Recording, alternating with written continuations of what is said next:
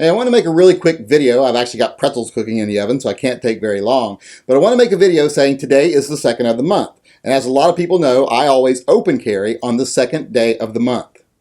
It's my own tiny little version of activism, as I am a member of Every Second Matters. In fact, I'm a founding member of Every Second Matters.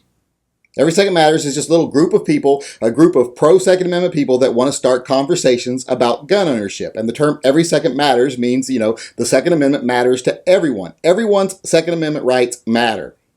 Whether you're pro-gun or anti-gun, whatever, the right of the people to bear arms is still very important to the freedom of every citizen of the United States, regardless of what their opinions of firearms and ownership of firearms is personally.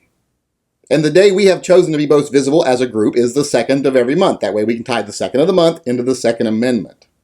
Well, today I want to talk about some experiences I had while carrying, specifically two experiences, one of which is kind of neutral and one of which is negative, and it came from a very unsuspected source. Now, I don't want to say my whole experience today was negative, because it wasn't. My experience when I open carry is generally very positive, and today was no exception. I actually had a lot of good conversations with people about what I was carrying.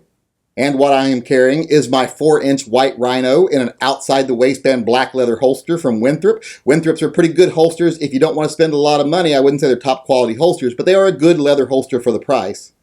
And the Rhino is a gun a lot of people don't see very often, so I find that people that know guns actually speak to me more than people that don't know guns when I carry the Rhino, because they want to know what the heck it is.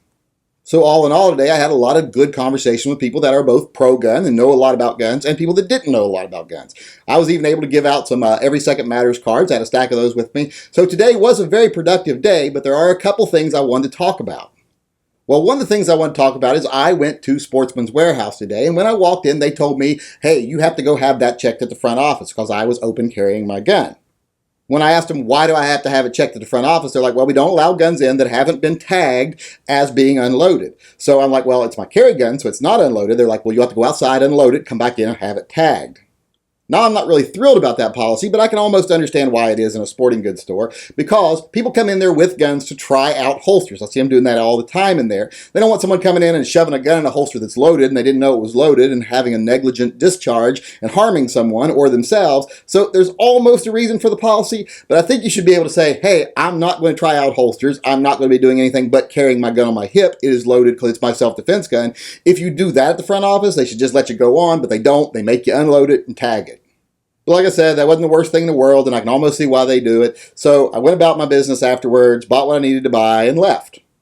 But immediately after I left Sportsman's Warehouse, I went over to Home Depot. Now, Home Depot is usually a very Second Amendment friendly store. Their store policy, their corporate policy, is they abide by whatever the state laws are where that store is located.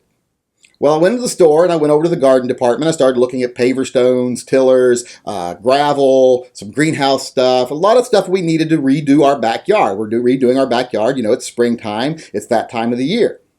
Well, as we were out there, I noticed one of the employees was looking at me. And as they were looking at me, they picked up the phone and started dialing it and started talking to someone. And they pointed at me while they were talking. So I had a feeling they were talking to someone that, they were asking to come over and say something to me, which they were. Well, a very short time later, someone comes over to me and introduces themselves to me as the store manager and asks me, do you have a permit for that gun you're carrying? To answer his question, I said, yes, I do have a carry permit. And he said, well, can I see it?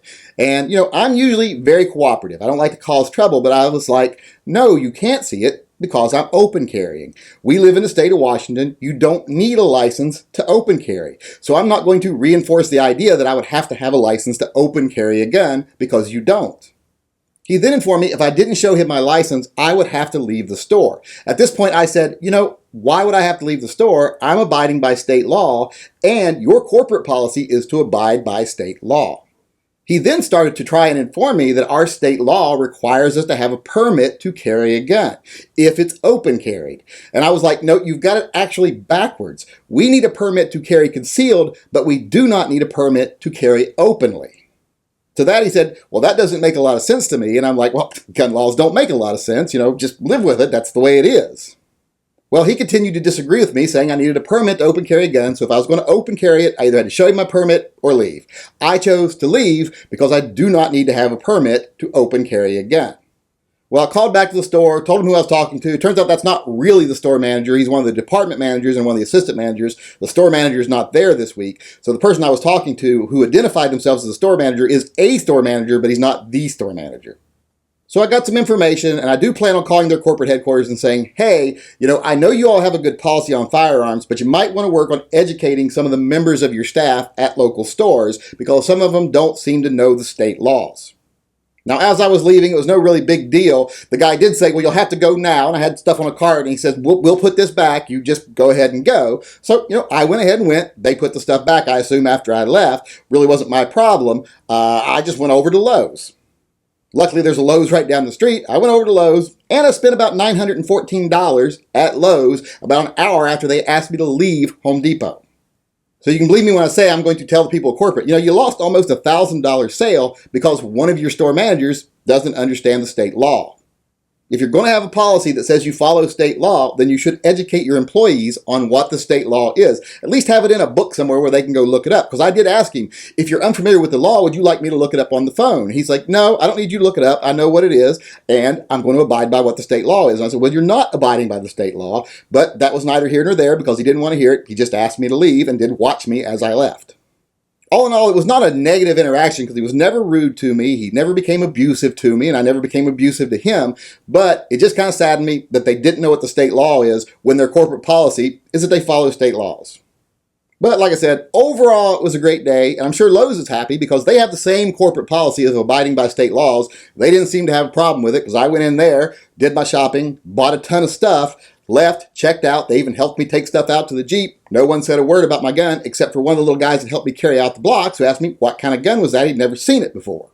We had about a 5-minute conversation about the gun. Turns out he likes Smith & Wessons. He carries a Smith & Wesson Shield, he said, and he likes M&Ps, which I don't have a problem with that. It's not my preferred gun. I don't like plastic, but he thought this gun was really cool looking. And after I told him what it was and how it worked, he's like, hey, I'm going to check into those. So there, I might have converted someone to wheel guns. But like I said, no negative interactions at Lowe's. So all in all, the day wasn't too bad. It was actually a good day. It usually is a really good day for me when I open carry. And like I have to tell people, I am not a proponent of open carry. I don't really like open carry. I just do it as, like I said, a little form of activism, a way to start a conversation in a non-confrontational way, in a controlled environment, because I control where I go and I control who I talk to.